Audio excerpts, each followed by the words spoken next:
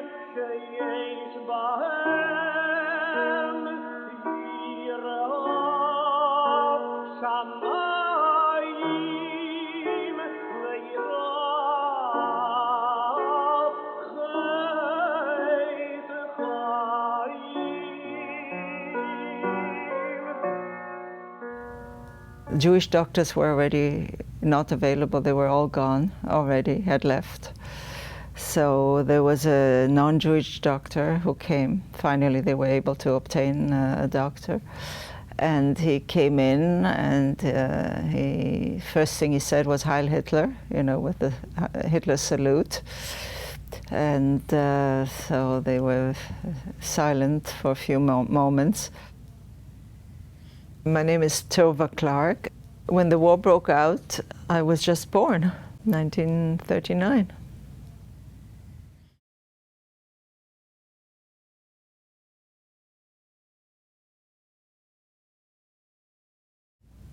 What I'm telling you now is something I heard from my mother.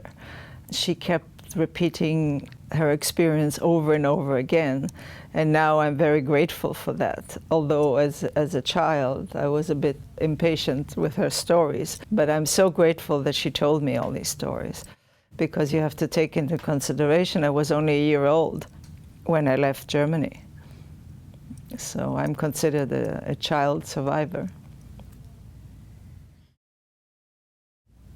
In 1938, my parents were able to go on their honeymoon to Hungary, and they stayed in a very fancy hotel. When they looked down from their balcony, they saw a Nazi procession down below.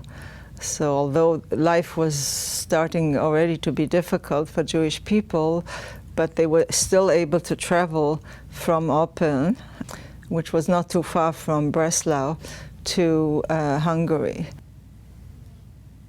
My mother worked as a head cashier in a very large department store, Lohman Brothers, and she told me a story when an SS officer came in and asked her boss, what is this Jewish woman still doing working there?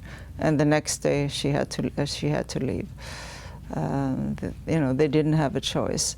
And my father, before the war, he had a store selling men's fabrics. He imported fabrics from Savile Row in London, and it was a very large store, and he had a partner by the name of Stiebel, and the name of the store was Stiebel and Wolf.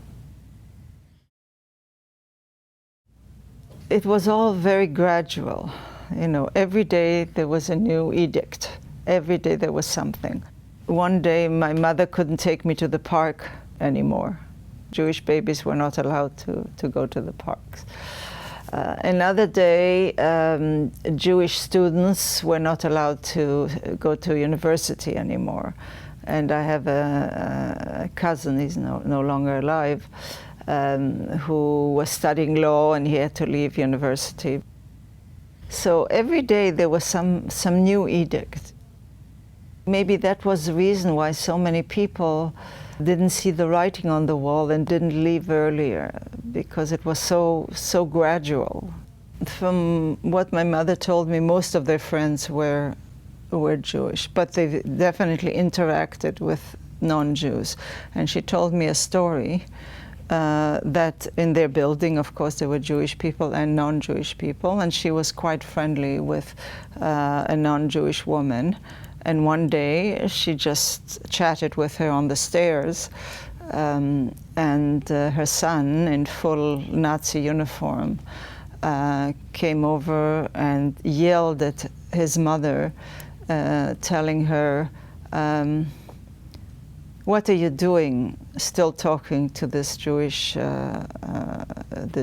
woman? He used some swear words, which I will not repeat. And from that day on, this woman didn't talk to her anymore.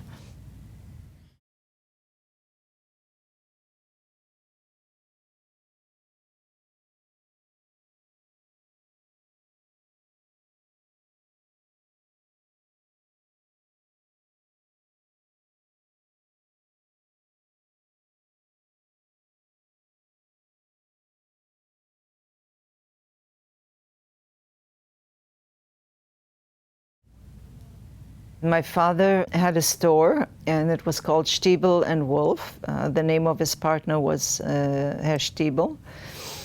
And on Kristallnacht, the SA men came, smashed all the windows. They came with these big scissors, cut up the fabrics, took away my father's partner, left my father, didn't do anything with him. Why, I don't know. They took him away to a concentration camp, and my mother tried to get him out. So there was a Nazi headquarters nearby, and she was a very attractive woman, and she had guts, and she went, and she said, "I want to see the commandant." And so they sent her upstairs and knocked on the door and went into the office, and he was looking over some papers, and she said, "I want to get Mr. Stiebel out of the concentration camp." And he said to her, "You have guts to come to me." And I said, "Yes, that's exactly what I want." She was very self-assured, she was attractive, and I guess he was impressed with the bravery that she was showing. So he wrote down the name, and Mr. Stiebel was released, but in terrible, terrible condition, and soon after he died.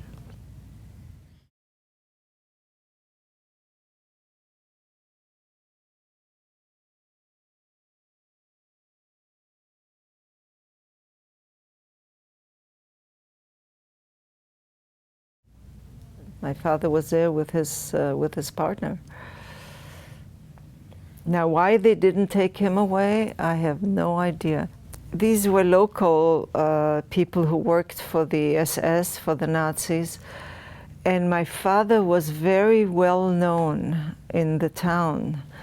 And I believe that these same people who came did some business with my father in the store.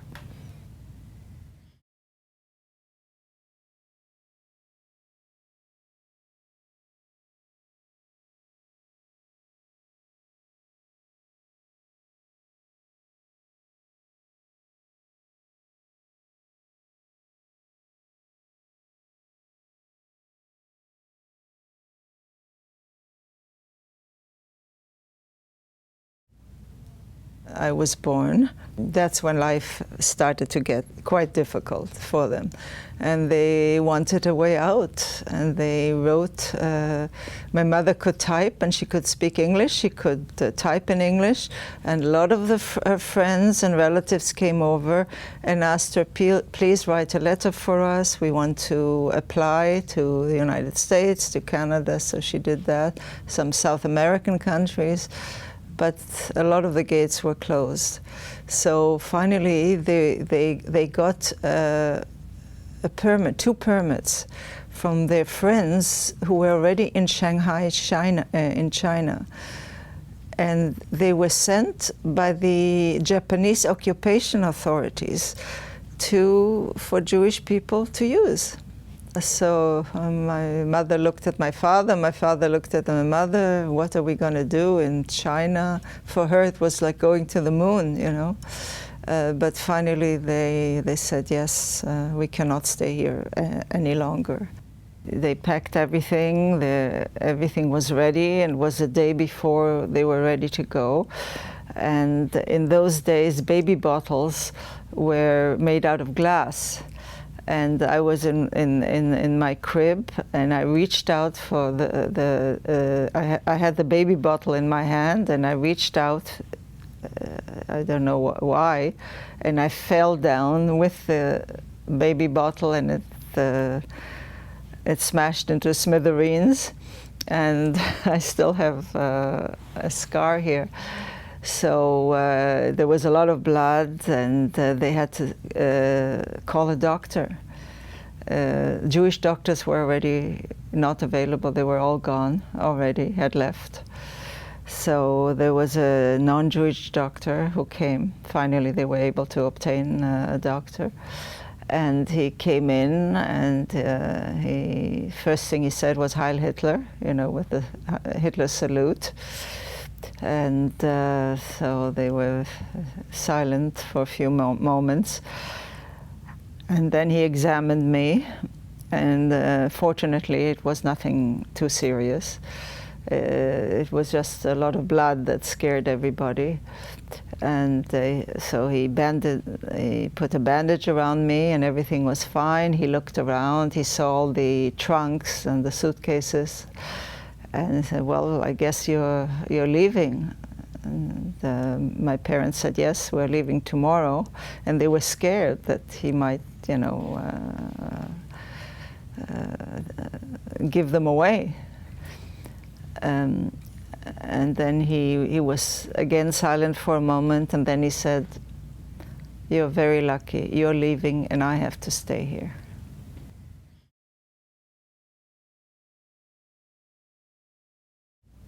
From Berlin to Moscow, my father was able to obtain tickets first class, and then the train from Moscow all the way to Harbin. So that was 4 days and 4 nights on the train, and then in Harbin taking another train to Shanghai.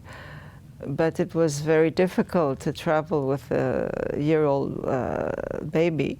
I was a baby, and my mother had to find milk and food, and so it was very, very difficult. When my mother was, when they were in the Trans-Siberian Express, the train stopped, and it was the Soviet Union in those days, and she needed some milk for me, and she met this very, very big Russian guy who brought her the milk, and he wanted to carry me. He loved babies, and so there were acts of human kindness, in this journey. My mother took some Rosenthal china, which she later was able to sell in Shanghai. A whole set of Rosenthal china, not very much. They had to leave everything behind. And if I may go back a little, my father had to sell his house for peanuts. He was obliged to. So but from what I understand, he was able to smuggle out a little bit of money. Yeah. But they left everything.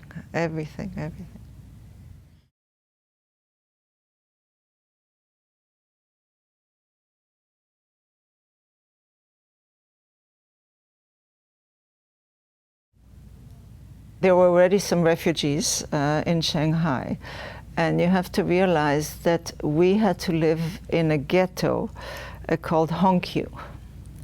And it wasn't a typical ghetto because it wasn't only Jewish people who lived there. There were a lot of Chinese, very, very poor Chinese. It was a very poor part of Shanghai. There were other parts in Shanghai that were very luxurious, French Town and the American Quarter. You have to realize that Shanghai was a very colonial city. There were 35,000 Jewish refugees in Shanghai. My parents lived in this one room, and it was very difficult. But my father always managed to make a living. We had no choice. We had to live in Hongqiu when we arrived, absolutely. And my father, even though people who had professions like they were accountants, doctors, lawyers, they couldn't make a living. But my father was a businessman, and he always managed to bring some money home. So that was fortunate. And the Joint Distribution Committee played a very big role in supporting the Jewish refugees in Shanghai, in Hongqiu. And there were care packages and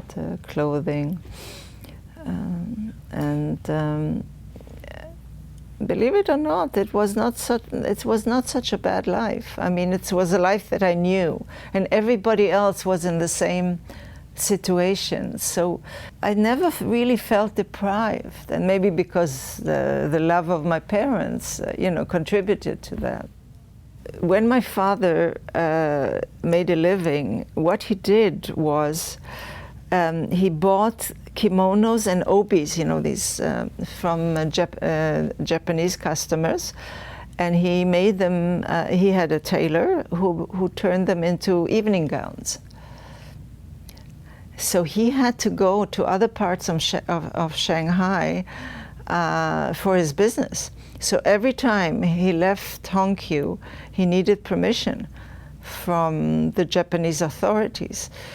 And the fellow that was in charge was called Goya.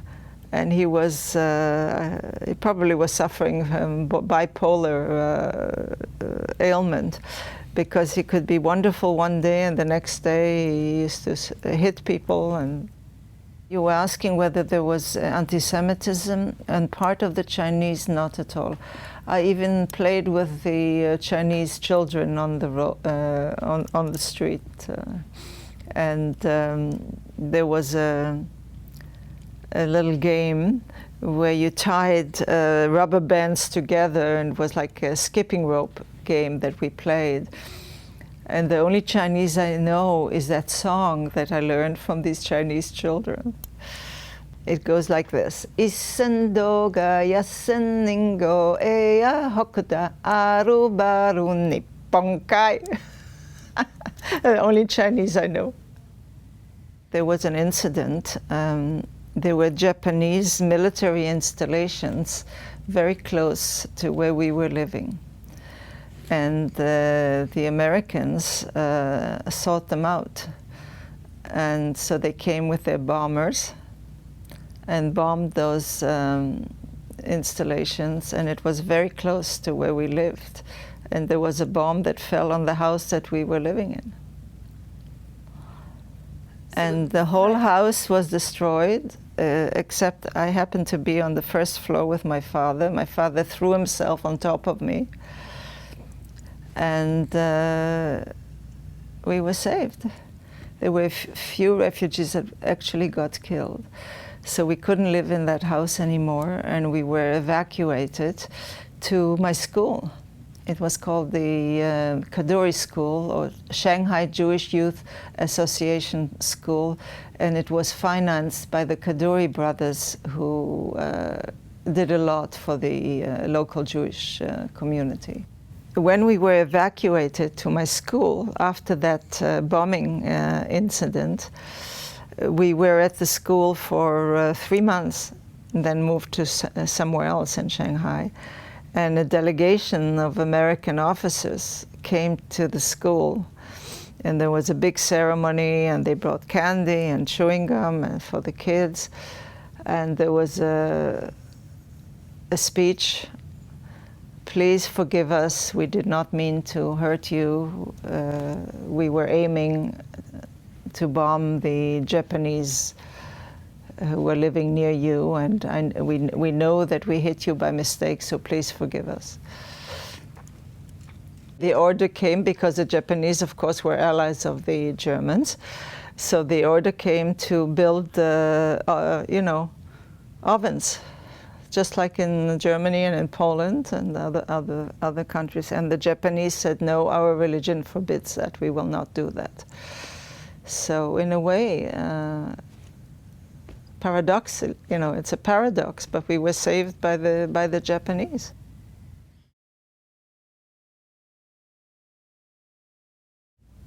I went to a Hebrew school in the afternoon. I learned Yiddish there. I went to the synagogue every Friday with my father, and very often he would bring 2 American GIs for a Friday night for Shabbat dinner to our house. And my father was modern Orthodox, I would call him. And I really enjoyed going to the synagogue with him and learning all the prayers and the songs. I cannot tell you how much they knew, but I know that there was a newspaper I think this was immediately after the war. And the name of the newspaper was Aufbau, and it was in German. And in it, we are looking for such and such a man, we are looking for such and such, we're looking for our sister, we're looking for our child. People were starting to try to find each other because survivors didn't know what happened to the people that were left behind. So this newspaper fulfilled a very important mission. It brought people together, and not only family, also friends and acquaintances. And, so that it was called Aufbau, and that played a very important part in my parents' life. And I remember seeing that newspaper in Shanghai. The communists arrived in 1950, and we left Shanghai in 1949. I was born Gittel, because when I was born, there were a limited number of names that Jewish children could be named. And the Nazis dictated what they are. When I arrived in Israel, the principal of the school said, "No, you're not Gittel here, you're Tova." That's how it stuck. All the years in Shanghai, my parents still wanted to go to the United States. And my father had a cousin who tried very hard to get them an affidavit, and it didn't come through, so my parents wanted to leave. They didn't want to stay in Shanghai while the communists were there. So since they could not go to the United States, the possibility arose. There were some ships that were heading to Israel. So they decided that that's what they're going to do. And then when we arrived in Israel, a few years later, finally the affidavit arrived to go to the United States. And I said to my parents, "You go, I'm staying here." Of course, they didn't go. I remember when I was at school in Israel, and I had a very, very good teacher that taught us literature. And one of the assignments was to do an essay about something that happened to us in the past. And I wrote down, I wish I would have that essay, I don't have it anymore. I wrote down the experience about being bombed by the American planes, and that left a very deep impression on me, obviously.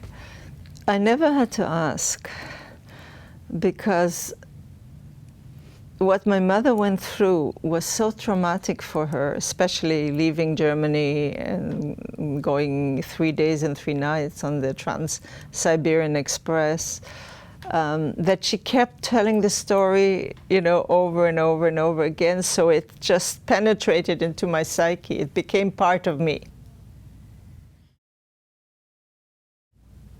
Well, I started writing the book after my separation from my husband. I was married for 30 years.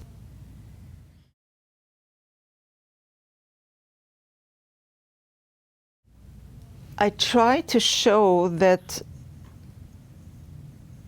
I existed and I had my own identity even before I was married. The fact that I wanted to show what my identity was, it had to include my mother's life, living in Germany, leaving Germany, my life in Shanghai. I tried to incorporate what happened into my life and draw certain conclusions and maybe learn from it. I could survive my divorce because of the things that happened to me before that were more terrible than that. I think what's very important is to know the story, to know what happened, to be aware of what happened, so that nothing like this will ever happen again. I think we know that it did in some other countries.